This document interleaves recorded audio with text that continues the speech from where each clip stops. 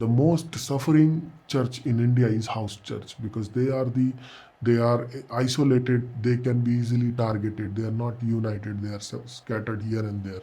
So, uh, if you want to pray for India, pray for this house church movement because they are the easiest victims of persecution.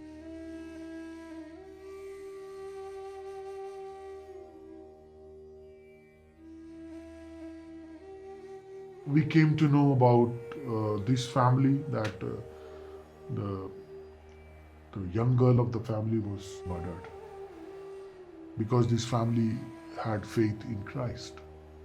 They had to pay a high price. And when I learned this story, I was shaken within because my daughter was exactly of the same age by then. But then one very statement that came from the mouth of Father strengthened me. We asked him, do you want to continue in your faith or you want to leave it? Because you are losing your loved ones and they have threatened you that they can do it to your other children also.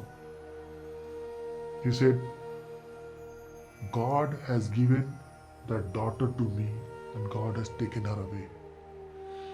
He was sounding like Job to me at that moment. This thing was ringing in my mind.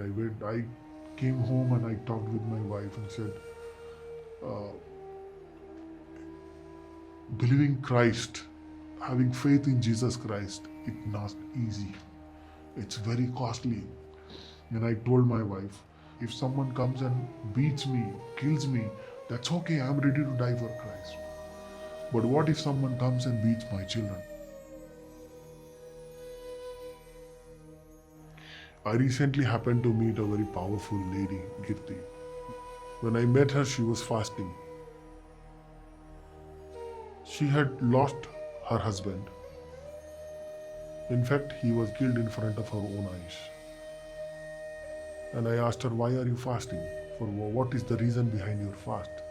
And she said, I'm fasting for my children and my church. When I came to know the story that Kirti had gone through, all the pains, the continuous trouble, struggles, excommunication, the amount of separation and rejection, I think anybody could break down at this point. Yet the faith of Kirti has not weakened. I met a very strong person with a strong testimony and strong personal experience of being loved by God.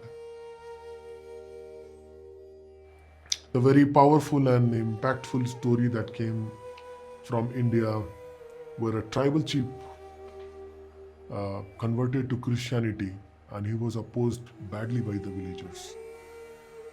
He was opposed in such a way that he and his entire family had to pay the price of believing Christ that day.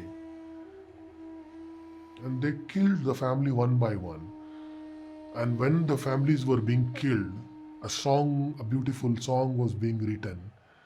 The entire family died on that day, but the song still lives, and so the family.